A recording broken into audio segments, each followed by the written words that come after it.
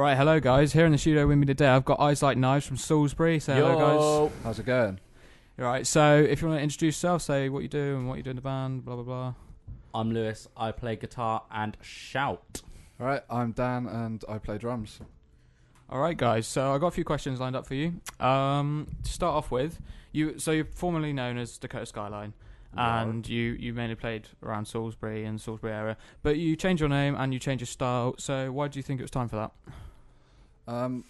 We just got we weren't really heading in the right direction. I mean, I joined Dakota Skyline sort of how long after? Was it like a year? Yeah, like a year after we started it. And I mean, we never really had like a general sense of direction with the music. We kind of just got together and wrote songs, but every time we were kind of changing our style. And we figured that we sort of got to a point where it would probably be best to actually start fresh under a new name. And at this point we were writing music that was all sort of one genre. Like, we pretty much found our writing style, which was cool. Definitely, before we actually knew we wanted to change, I just started writing some new stuff. I showed it to the guys, because the whole Dakota Skyline, we never had a set direction. We just literally played whatever we thought sounded cool. And I literally wrote like 3 or 4 songs, and I showed the guys, and everyone really digged it. So we carried on, and we just found we had a natural knack and a chemistry as a band for playing this type of music. Like, from what I would come up with as a simple structure of a song, I'd bring it to the band, and they'd all put their touches on it, and it just sounded great in general. And we'd then write the song and structure the song together as a band. So it just came together, really. It wasn't planned, but yeah. That's cool. So you obviously change your music, so it would bring new audiences and new fans. So do you feel that you've reached a wider audience with new music? Definitely. Like with the new style, I think it's a lot more current, if that makes sense. Like, our music was kind of a little bit outdated, but with this, I mean, there's more of a sort of a scene as such. And I mean, we've got our video done and everything like that, so again, that's helped us sort of get our name out there. But the shows have been so much better. Like, with our new music, there's been a lot more energy with the band. There's been a better reaction with the audience as well. So it's definitely been a lot more enjoyable, and it's something we're more, I guess, passionate about, this style of music. So it's a lot, like we said earlier, it's a lot easier for us to write this style. And again, it's really had a massive impact on us as a band, on a positive, because we've seen that with our live shows. So and also now we have that sort of set feel with our band where we didn't before. Promoters now know what to expect from us. Like, before, in our old band, we were put on loads of shows. We were playing with like acoustic acts, we were like indie acts, like every genre except our own, really. And it was cool playing the shows. Of course, like we love playing shows, but we weren't really reaching out to the audience we needed to further ourselves as band. As soon as we played our first show as Eyes Like Knives, we were really lucky to get on it as the Dakota Skyline, actually. This before we did the whole change, but it was kind of like a trial show. We played all our new stuff, and it went down amazingly. Like, we made loads of new friends, and then from that show onwards, we played many more shows in different areas with these bands in the same sort of style as us. And it's just been really great. We've made loads of friends, and people know more so what to expect from us now. So we're playing and we're appealing to people that might actually like our music, rather than just having a lucky dip of who's in the crowd who might like us. Yeah, and I think with this band as well, we went about it like a little differently to the band before. Obviously, with Dakota Skyline, we are kind of gigging and sort of coming up with new songs every now and then, and doing, like the odd recording. Whereas with this, we sort of started fresh. We got everything written.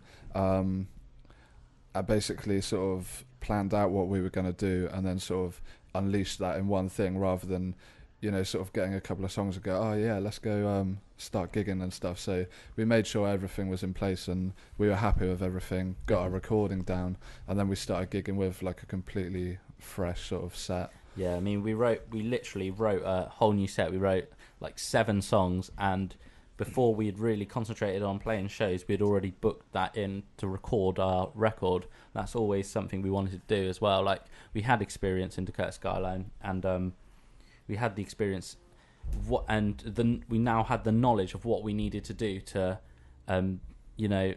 further ourselves as a band. Like, we didn't really get anywhere, before, but now we knew what we needed to do to take that step up, and we did it. So I think we're taking that a lot more seriously now as well.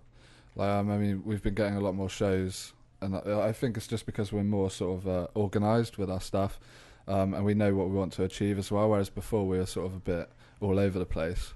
It was kind of just trying to book shows, and like we said, obviously we were, getting booked onto shows that were not necessarily our actual sort of genre as such. Whereas now we're playing with bands that are sort of a lot like-minded, like us. And yeah, we just fit the bill a lot better, really. Okay, that's cool. Yeah. Oh, sorry, I just got a text. How difficult have you found it getting in the music industry? Because obviously it's not an easy thing, and like getting gigs, releasing your album, recording your album for that matter. So yeah. As Eyes Like Knives, it's actually a lot easier than expected, mainly because we already had the contacts from Dakota Skyline. So, and like I said, we had the knowledge of what we needed to do and how we need to do it. So, from starting from new, we knew exactly what to do, and we just did it. And it worked out. It's worked out pretty well. We still haven't released our record yet, but we've still had such great feedback from our live shows as well, and we're starting to make a name for ourselves as well. We're playing shows further adrift from home. We've got one coming up in Guildford next month, and we're playing Southampton and Bournemouth, rather than before we were literally just playing Salisbury and tiny little villages. Yeah, I think the hardest part as well, is definitely like making a name for yourself and getting promoters to want to book your band, and that's the hardest part, is finding the shows. Once you've done that, I guess, like, obviously more shows come along from that, so which is really cool, because with the new music we've had the opportunity to meet a lot of new people which have become good friends of ours from other bands, which is really cool. And of course we've played more shows with them as well, so that's really cool. But we've obviously still got a long way to go. I mean, we're still like a baby band. We haven't really launched ourselves off yet. I mean, it's still just trying to get our name out there and get shows, and obviously work our way up the ladder. So see what happens, I guess. Okay, so obviously we're seeing you all around the south. Have you considered going up north? Definitely, it's something we want to do. I mean, we're happy to play any show we can get. But I mean, the question is, obviously, as a musician, it's hard making a living. It's hard to make money. So obviously, playing shows like that, we want to do them. But again, at the same time, we kind of need to get a bit of money behind us, I guess, to obviously fund travelling and things like that. So yeah, definitely. I think the only way we're really going to be able to do it is if we go on tour. So we're trying to get our album out there, and we've already made lots of friends. Hopefully, make more friends, and would love to book just a tour around the UK, especially. I'd love to go up to Scotland as well. That'd be great. But at the moment, we're not in a position to do so, mainly because we've not furthered ourselves enough to be like sort of a nationwide band. We're currently still localized, and also we don't have the contacts up there. And yeah, it's literally a funding thing. If we had the money, we'd go up and play shows everywhere, but we really just need to have a set tour and hopefully go on tour with another band that we get on really well with and just have a great time. Okay. Right. Next up. Blah, blah, blah. Oh yeah, you say you're releasing the record, and so obviously there's been the recent news stories about SOPA and Pippa. So that's all the anti-piracy acts. What have you said? Would you say that's going to impact your ability to make money from the record? I wouldn't say it. Well, it's going to make an impact on, if it does come into action, it's going to make an impact on everything, really. But I've never really seen piracy or illegally downloading music as a problem for a band. Obviously, if you're a huge artist that sells millions of records, it could start being a problem. But bands like us, it's our music's getting sent out to people. People are downloading it for free, and our music's getting spread about for free. So that's not really a problem. We don't really care about the money. Obviously, we'd like to make money off our record, but that's not why we did it. We're more interested in. I guess like with the Soper thing, like obviously it's destroying a platform that a lot of bands have nowadays that we didn't used to have. I mean, like with the whole MySpace thing, you had loads of bands then had a platform to like showcase their music and things like that. And again with YouTube, obviously with Soper, that's going to stop all of that. So I mean, I guess on the money side of things, obviously it's to stop piracy and to I guess allow the industry to make the money from the record sales and so on. But again, it's destroying like that whole platform that small time bands have in order to get like their music. It's like Lewis said, with our music, it's not so much at the moment about like the making money from it. It's getting our name out there and people listening to us so we can go out and play shows. So yeah, I guess it's like destroying the platform that small bands have to get their name out there. Okay, yeah. So you brought out your music video that did quite well on Blank TV, still is. Yeah, it did great. We got over 2,000 views in the first night of it being uploaded, which was really great for us.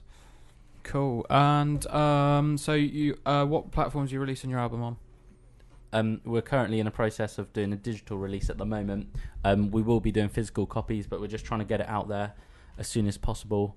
It should be on iTunes, Spotify, Amazon, pretty much everything you can, any music software or program you use, it should be on there. If not, then you can always order one of our physical copies when we have them sorted out. But we haven't really sorted out a release date yet. That's still to follow when we know what's actually going on. But it's in the near future, yeah? Yeah, definitely in the near future, yeah. So keep an eye out for that.